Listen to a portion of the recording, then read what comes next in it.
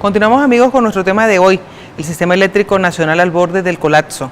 Nos acompaña el profesor Pedro Omar Mora, docente e investigador de la Escuela de Ingeniería Eléctrica, asesor en materia de ahorro y planes energéticos. Bueno, y hemos estado conversando con él sobre este importante tema pues que nos aqueja y nos preocupa a todos los venezolanos. Gracias. Pedro Omar, conversamos fuera de cámara hace unos minutos atrás. Creo que a la gente le interesa saber dónde se genera la energía eléctrica y cómo se transmite y llega a los hogares. ¿Dónde están las grandes plantas termoeléctricas que generan ese tipo de energía en el país y dónde están los grandes embalses hidroeléctricos que dan cuenta de ese otro 50% de la energía producida? Sí, el sistema hidráulico nuestro, el 67-68% está ubicado en Guyana y lo configuran en estos instantes Guri, Tocoma y Macagua. Se está construyendo una represa que es la Guri, Macagua y Carhuache.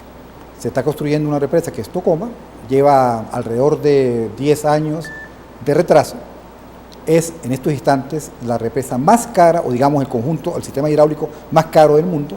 Estamos hablando del orden de los 10.000 millones de dólares invertidos para producir en el instante 0 megavatios. Se piensa colocar ahí 2.160 megavatios. No están produciendo, está hecha la represa como tal, necesita el embalse, pero las unidades, las 10 unidades, de las 10 unidades creo que han colocado una o dos hasta ahora. O sea que está muy retrasada y no va a entrar en funcionamiento. Eso no está funcionando en los próximos meses. Estamos hablando de, entonces de nuestra generación, básicamente para todo el país, Guri, Macagua y Carhuache. En el occidente del país manejamos alrededor de unos 600, 700 megavatios instalados. Hoy tenemos alrededor de 400 megavatios hidráulicos, con la salvedad de que las represas de Uribante Caparo, Fabricio Ojeda, están con problemas muy similares o quizás mayores que los problemas que tenemos en el Guri. Por ejemplo, me reportan que el sistema de Uribante Caparo creo que estaba a 1.37 o 38 metros, también a nivel de por encima del nivel de paralización. A nivel de los Andes, acá cerca de Mérida, la represa de Santo Domingo. Tenemos Santo Domingo, claro, está algo repotenciada hoy en día, creo que estaban generando alrededor de 105 megavatios. Tenemos también en el mismo grupo del occidente del país, Masparro y Peñas Largas, cada una generando la primera Masparro con 11 megavatios de 25 instalados, la segunda alrededor de unos 30, 40 megavatios de 80 instalados. La razón que priva para estas represas hidráulicas es la misma que indicamos para Guri, es decir, al faltar agua, evidentemente que falta generación. Y térmicas, eso es digamos en el punto de vista térmico, y desde el punto de vista térmico en el occidente del país, digamos Táchira, Mérida, Trujillo, Barinas y el Alto Apure, tenemos una configuración de unos 1.300, 1.400 megavatios térmicos instalados que lo constituyen Don Luis Zambrano en el Vigía, lo constituye Termobarrancas en Barinas y Planta Táchira, etcétera, que en total están aportando unos 600, 700 megavatios. De hecho, entonces, estamos observando que nuestra generación, tanto térmica como hidráulica, en el sector occidental, es decir, los mismos estados que nombré hace rato, requieren de alrededor de unos 400, 500 megavatios del sistema interconectado de Guri. Profesor, se produce esta cantidad de energía, pero distribuida como residencial, ¿en cuánto porcentaje en las industrias? Ese gráfico lo pudiésemos observar seguramente si lo tomamos acá. Este era el consumo a abril del 2007. Observen ustedes que el 54% del sector de consumo en el país para esa fecha era netamente industrial. Y que el sector residencial teníamos alrededor del 38%, 5% para el sector de comercio y un 3% para el sector de alto comercio, digamos, edificios centros comerciales, que hoy en día los quieren restringir, y evidentemente eso no ha cambiado en absoluto. Si ustedes observan el siguiente gráfico responde ahora en ese momento, y el gobierno mismo lo confirma, está diciendo que alrededor del 63% es residencial. Y vean dónde se fue el sistema industrial, 14%. ¿Y eso por qué ocurrió? Cualquier gobierno en cualquier parte del mundo le daría vergüenza entregar esta información. Estamos diciendo precisamente que nuestro sistema industrial se cayó.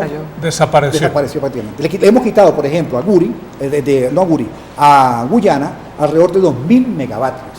Tenemos paralizado Benalún, Alcázar, Sidor, y pare usted de contar todas las fábricas que están paralizadas en todo en todo Guyana. Y que están colocadas allá por la Para cercanía generar. a la zona de generación y son empresas que demandan una gran cantidad de Por- energía por, para su por operación. ejemplo, pudiésemos observar en este gráfico, si me permite, veamos el gráfico. El gráfico.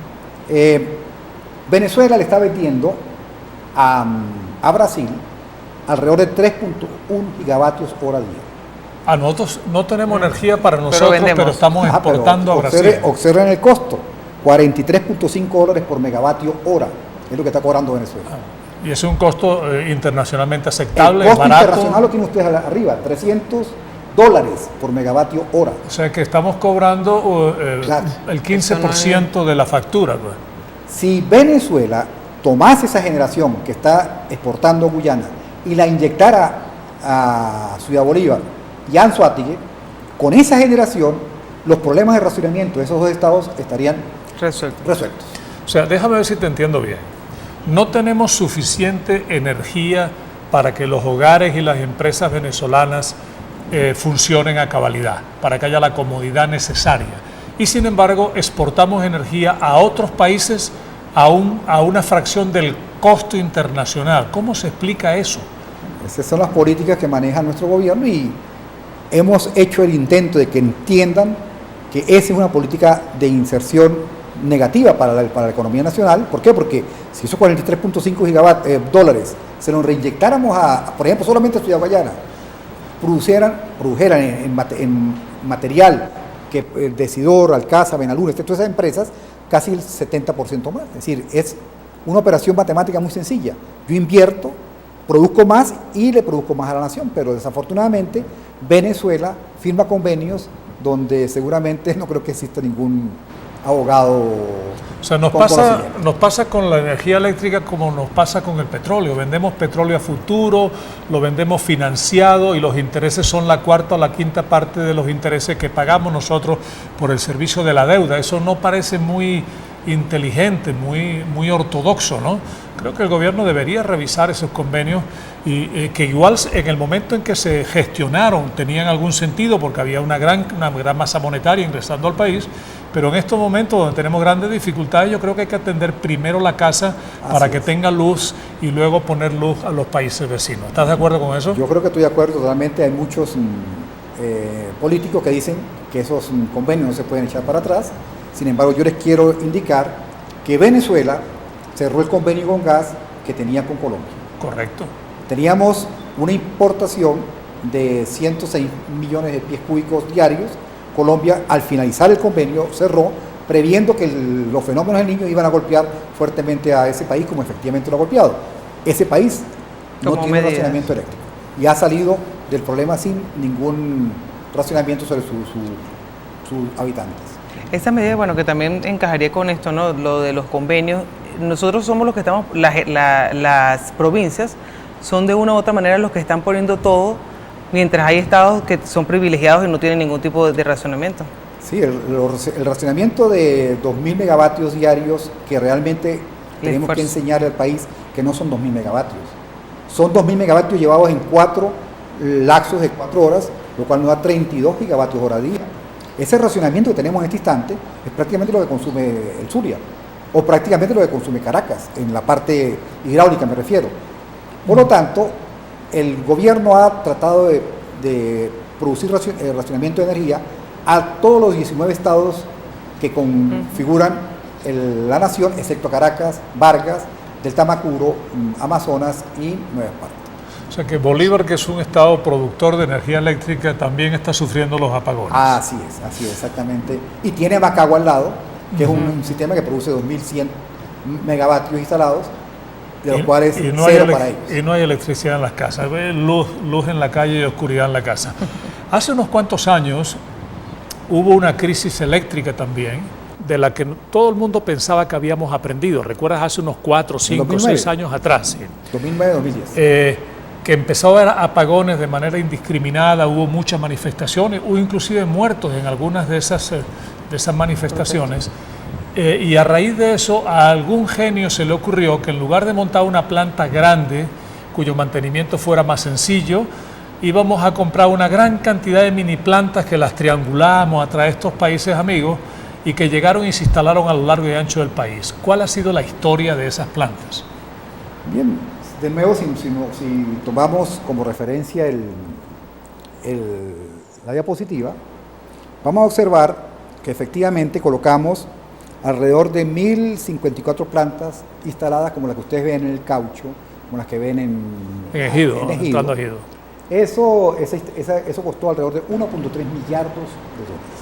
O sea, 1.300 millones de dólares. ¿Cuánta energía generan esas plantas? Teníamos una instalación de 1.290.25 megavatios instalados. En la actualidad nos llegamos al 25%. En todo el país. ¿Y por qué? ¿Qué pasó? Si son unas plantas que tienen 5 o 6 años nada más, ¿qué ocurre? ¿No eran las adecuadas? No eran las adecuadas. ¿Eran usadas? Recuerden ustedes que eso se compró en el convenio cubano-venezolano. Cuba hizo aquí el negocio del siglo porque compró plantas de desecho en Brasil, en España, las pintaron allá en Cuba y no las vendieron como nuevas. Y ese negocio tan bonito fue avalado totalmente por el alto mando eléctrico que teníamos en ese instante, que los configuraban personal cubano en su totalidad con algunos personeros de nuestro país. El hecho en sí es que instalamos en todo el país esa cantidad de energía eléctrica que hubiese podido perfectamente ser factible colocar 2 o 3 plantas de alta envergadura que son de tipo controlable. Estas plantas no son controlables, son de trabajo, digamos, de 7, 8 horas, hay que pararlas, mientras que unas plantas de gran envergadura, de 500 o más megavatios, que pudiésemos inclusive haberlo hecho no solo en el país, digamos, acá en los Andes, o como está repartido ahí, sino que se hubieran hecho a lo largo del Orinoco y aprovechando algo tan importante que tenemos, o que tuvimos en esa oportunidad, que era la orimulsión. Había un proyecto muy interesante de aprovechar la orimulsión como elemento de generación eléctrica disponible de fluido motriz para generar, digamos, cada 500 o 600 kilómetros plantas eléctricas de esa modalidad, con lo cual en este instante no tuviésemos los problemas que tenemos ahora. Sí, la orimulsión, para los que no estén familiarizados con este término, es una emulsión de crudo pesado y agua con unos agentes tensoactivos que bajo ciertas condiciones de presión y temperatura puede quemarse para sustituir el gasoil, el fuel oil, el diésel, los combustibles pues, con los cuales se alimentan las termoeléctricas. Tiene alguna serie de problemitas que lo vamos a discutir después con Eulogio, porque tenía un impacto ambiental, digamos, importante, pero hubiera sido ahorita un combustible barato que hubiera podido ayudar a la generación termoeléctrica. Cuando nosotros discutimos sobre qué pasa en el país en el sector petrolero, que también tiene problemas, en el sector alimenticio, en el sector importador, en el sector eléctrico, nos encontramos con que hay una figura que la gente visualiza rápidamente, que es que quienes llegan a los más altos cargos gerenciales parecieran en muchos casos ser más políticos que técnicos y no están formados para eso. ¿Eso ocurre también en el sistema eléctrico nacional? Desafortunadamente, los ministros y presidentes de Corpo Eléctrico que hemos tenido en los últimos 14 años no conocen del sector eléctrico. Y tan que no conocen que han cometido barbaridades desde el punto de vista de ejecución de obras. Por ejemplo, tenemos que mencionar a las empresas que han colocado sistemas termoeléctricos en el país. Las declaraciones o la presentación que hizo el diputado Julio Montoya en la Asamblea Nacional nos permite intuir, porque fueron pruebas fehacientes, de que en el 80 o 90% de las compras de los sistemas termoeléctricos hubo sobreprecio. Y sobreprecio no de 2, 3 dólares, de millones de dólares en la compra de esos equipos. Por lo tanto, el país desperdició una buena oportunidad de colocar sistemas eléctricos, termoeléctricos, desde el punto de generación efectivos. Pudiésemos haber comprado unas 60, 70 plantas termoeléctricas de alta envergadura con esa cantidad de millones de recursos que le colocamos al Estado. Compramos alrededor de unas 3, 4 plantas. Profesor, ya que nos quedan pocos minutos, yo quisiera que le aclaráramos una duda a muchísimos de nosotros, ¿no? Se dice que cuando llueva, de una u otra manera, todo el mundo está rogando que llueve. De hecho, con las últimas lluvias, pues todo el mundo, de una u otra manera, pues tenía una esperanza en que no llegáramos a la situación donde estamos o incluso a lo que podría venir luego de esto, ¿no? ¿Llueve y hay solución al problema o seguimos con la misma situación del sistema hidroeléctrico? ¿Cuál es el futuro? ¿Cuál es el futuro? ¿Y qué también podríamos hacer, ya como nos quedan pocos minutos, pues para unir una pregunta? Suponte que lloviera a raudales por 3 semanas. 3, 4 meses. el Guri no se recupera en esa forma. Para recuperarlo del nivel en que lo tenemos, yo creo que el Guri va a tardar unos 3 años, quizás más. Así llueva a raudales durante 3-4 meses. ¿Cuál es el problema que tenemos en este instante que todo el mundo lo entiende tan sencillo? Estamos turbinando más agua que la que le entra al Guri. Y por lo tanto el descenso es... El descenso disminuye que unos 15 centímetros diarios, algo así. No, estábamos manejando, cuando hicimos unas curvas en la facultad, estaban turbinando alrededor de 18 centímetros y nosotros teníamos precisamente para el día de ayer la fecha probable en que la casa máquina 2 entrara con problemas. Han bajado a 8 o 9 centímetros, pero el problema es, lo mencionábamos hace rato, sacamos Caracas, sacamos un departamento Vargas, al sur le estamos racionando, le estamos quitando parte del racionamiento por los problemas tan graves de tipo social que se presentaron en la noche de ayer, y eso trae como resultado que si quitamos carga de racionamiento, más problemas va a tener el Guri. Seguramente, y yo creo que por aquí tengo, lo voy a mostrar, ese es un gráfico que hemos hecho para observar en cuánto o a cuánto pudiese llegar o cuándo debemos esperar el Guri. Realmente hasta el 14, del 14 al 20 de abril, de mayo, aquí está. Si lo por favor lo pueden enfocar. Pónchalo ahí un momentito. Okay. Ajá. Para el día de hoy, la cota del Guri está en 241.58. La cota mínima, 240. Hay 1,58 metros de diferencia, solo que estamos en el cono del embalse, y entonces la altura varía no en forma lineal, sino en forma cúbica. Si gastáramos, por ejemplo, 8 centímetros de agua, que es lo que estamos, ayer que se gastaron 10, pues si gastáramos 8 centímetros, los días que quedan de reserva serían 15 días. Es decir, que alrededor del 15 de mayo estaríamos con problemas. Si gastamos 10 centímetros, que fue lo que gastamos ayer, pues alrededor del 11 de mayo, y si como veníamos gastando 11 centímetros, la fecha por hoy no de colapso. Yo creo que tenemos que diferenciar la palabra colapso que ha usado el ministro de lo que es el racionamiento que se va a perder.